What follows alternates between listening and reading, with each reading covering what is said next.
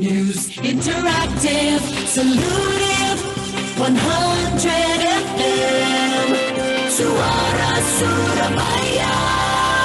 Anda masih di program Wawasan Suara Surabaya dan sekarang saya sudah tersambung dengan Mas Satria Unggul Wicaksana Perkasa SHMH, seorang praktisi dan juga sebagai dosen ilmu hukum Universitas Muhammadiyah Surabaya. Assalamualaikum, Mas. Waalaikumsalam, Mas Adit. Apa kabar, Mas Satria? Alhamdulillah baik, sehat selalu.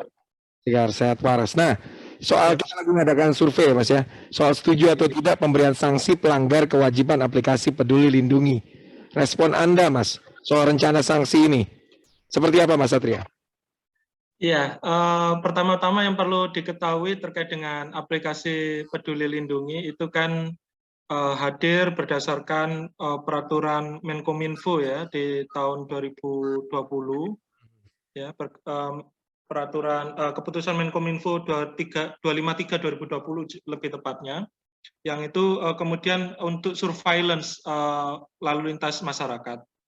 Di sisi yang lain kemudian banyak sekali tantangan sebenarnya Mas Adit dan Mitra SS ya terkait dengan perlindungan data privasi, kebocoran data e-hack dan lain sebagainya yang perlu kita ketahui. Apalagi di tengah PPKM Nataru ini kemudian ini digencarkan oleh pemerintah. Nah, ini perlu dilihat dalam konteks pro dan kontra sih menurut saya. Seperti itu. Oke, baik. Kalau dasar hukumnya sendiri pemberian sanksi ini seperti apa sih, Mas? Nah, sebenarnya di Inmendagri ya, instruksi Mendagri nomor 66 tahun 2021 ya sebagai dasar ya di dalam PPKM Nataru itu apa namanya sanksinya kan nanti dituangkan di dalam perda ya, perda kabupaten kota dan perda provinsi. Yang perlu diingat di dalam struktur ketatanegaraan konstruksi hukum sanksi yang diberikan kepada perda itu di dalam perda itu adalah paling tinggi adalah sanksi administratif ya atau sanksi denda atau pidana denda, tidak sampai ke pidana badan dan lain sebagainya. Nah, kalau pidana denda ini ya kita perlu lihat juga bagaimana kemudian efektivitasnya di tengah masyarakat.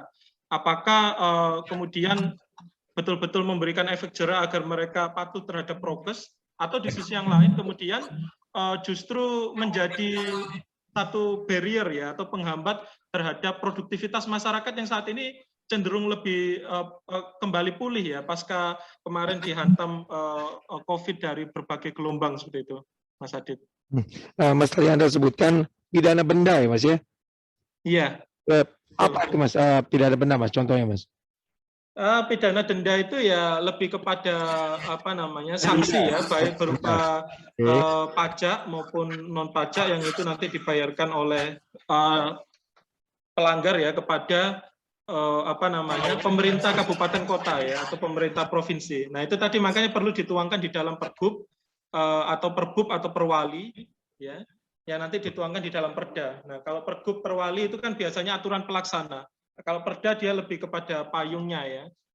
Kembali itu tadi apa namanya sanksi denda ini kita perlu lihat efektivitasnya seperti itu, Mas Adit. Tapi disebutkan oleh Mendagri kalau peraturan kepala daerah yang diterbitkan berubah jadi peraturan daerah itu bisa ada sanksi pidana ya, Mas? Ya itu tadi Mas Adit ya dan Mitra SS bahwa sanksi pidana itu kan ada banyak ya, ada pidana apa namanya pidana hukuman atau hukuman badan ya, atau juga ada pidana denda. Dia masuk kategori kalau dalam konteks sanksi pidana itu pidana ringan ya, tipiring ya, kayak kita ditilang gitu ya. Nah, itu efek dari apa namanya dari nanti perda atau dari peraturan kepala daerah terhadap pelanggar Peduli Lindungi. Berarti bukan pidana secara hukuman kayak hukuman penjara begitu, tidak bisa ya? Tidak bisa, karena secara hierarki yang bisa memberikan pidana badan itu hanya di perundang-undangan ya, undang-undang maksud saya, level di undang-undang atau PP ya, paling minim PP seperti itu. Oke. Nah kalau dari ya itu tadi di sanksi perseorangan, kalau dari pemilik usaha, pengguna Peduli Lindungi itu gimana ya, Mas? Seperti apa ya? Ini kan tertentu. Iya, di tempat-tempat tertentu ya, di tempat pariwisata atau UMKM itu kan perlu ya ada aplikasi Peduli Lindungi. Maksudnya baik ya untuk surveillance masyarakat ya untuk lalu lintas. Tapi di sisi yang lain yang perlu dilihat adalah kita lihat dua mata sisi. Satu dari masyarakat sebagai konsumen, bagaimana kemudian perlindungan terhadap data pribadinya. Yang kedua bagi pedagang UMKM, bagaimana akses misalkan kalau dia nggak memiliki gadget gimana, atau kalau memiliki gadget tapi nggak punya pulsa gimana, misalkan seperti itu ya untuk di dalam pelaksanaannya atau aplikasinya ya.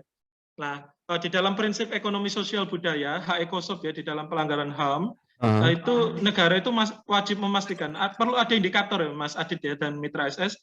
Indikatornya itu sederhana, ada namanya 4K ya.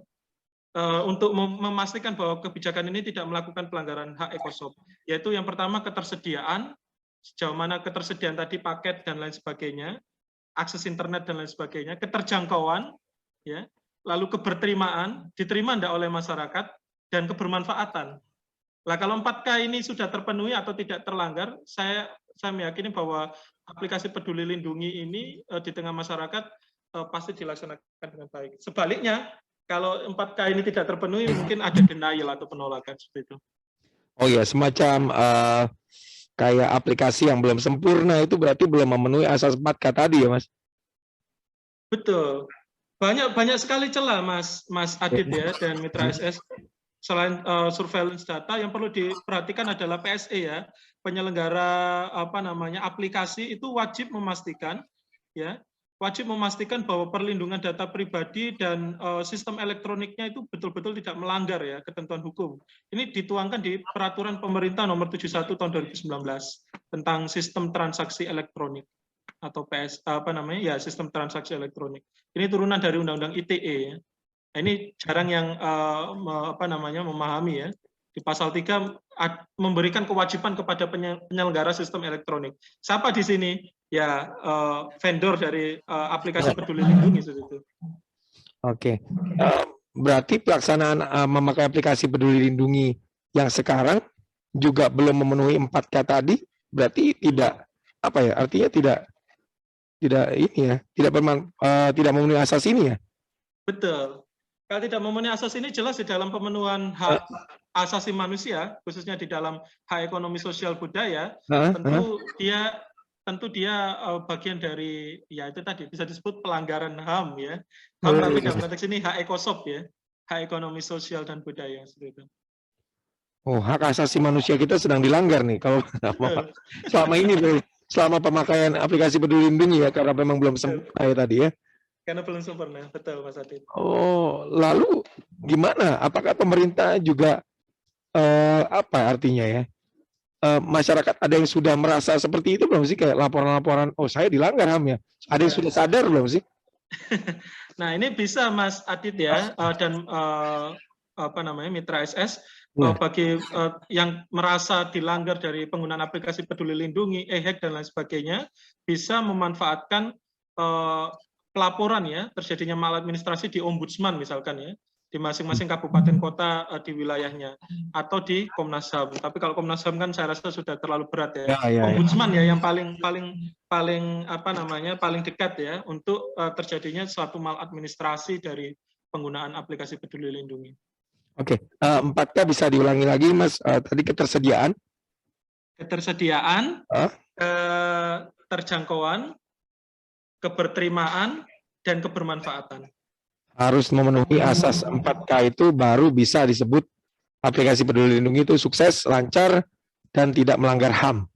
Betul, Mas Adit. Luar biasa. Nah, kalau tadi Anda katakan tadi melanggar HAM, apakah ini juga artinya bertentangan dengan Undang-Undang Perlindungan Konsumen kalaupun ada penerapan sanksi? Iya, jelas ya. Perlindungan konsumen ini penting untuk diperhatikan ya. Namun yang perlu dipahami, Mas Adit dan Mitra SS, saat ini kita masih ada kekosongan hukum. Di dalam hal apa? Di dalam hal perlindungan data pribadi. Kita masih belum mengegulkan RUU PDP ya, yang saat ini masih dibahas di DPR RI. Nah, di situ posisi dari masyarakat sebagai konsumen atau sebagai user ya, itu sangat lemah kedudukannya di dalam perlindungan haknya seperti itu. Oke, baik. Wah, ini banyak masyarakat yang belum tahu ya sosialisasi soal undang-undang seperti ini ya, Mas Satria ya. Betul. Apalagi sekarang kan ada prinsip kalau di Fakultas Hukum itu dikenal dengan prinsip fiksi hukum ya. Jadi aturan itu kalau sudah diterbitkan itu dianggap semua masyarakat tahu. Nah, Oh, ini yang penting. Nah, ini yang penting untuk disimak dan diingat-ingat gitu. Oke. Kalau terjadi pelanggaran ini jadi masalah sebetulnya. Mas, kalau dari aspek hukum nih, dari pandangan Anda, lalu bagaimana harusnya ketika ini memang akan diterapkan soal penerapan sanksi dan semacamnya begitu ya ke pelanggar aplikasi Peduli Lindungi, Mas? Ya, artinya gini, titik tekannya adalah Mas Adi dan Mitra SS adalah betul-betul penerapannya itu tidak diskriminatif ya. Oke. Lalu penerapannya tidak merugikan kepentingan masyarakat luas, khususnya titik tekannya kepada masyarakat yang tidak mampu. Contohnya tadi UMKM itu kan mereka kelompok yang fragile ya atau rentan selama masa pandemi COVID. Jangan sampai merugikan mereka. Dan tentunya pelaksanaannya itu wajib imparsialitas ya. Jadi tidak tebang pilih ya. Jadi kalau yang mohon maaf ya, ini kan ada isu lain misalkan ya, pejabat yang dinas luar negeri kemudian tidak dikarantina dan sebagainya. Itu prinsip imparsialitas perlu dijalankan di dalam penggunaan aplikasi Peduli Lindungi. Dan titik tekannya lagi, lebih spesifik lagi, tidak menjadi macan kertas. Artinya betul-betul prinsip-prinsip pengawasan di dalam pelaksanaannya itu betul-betul wajib dikontrol gitu ya, atau dievaluasi. Baik, Mas Satria, terima kasih Mas sharingnya Mas di program Wawasan pagi hari ini. Siap, Mas Adit. Sukses terus untuk Anda. Sehat selalu, Mas Satria. Assalamualaikum. Terima kasih. Waalaikumsalam. Ya, bersama kami kawan Satria Unggul Wicaksana Perkasa SHMH, praktisi sekaligus dosen Ilmu Hukum Universitas Muhammadiyah Surabaya.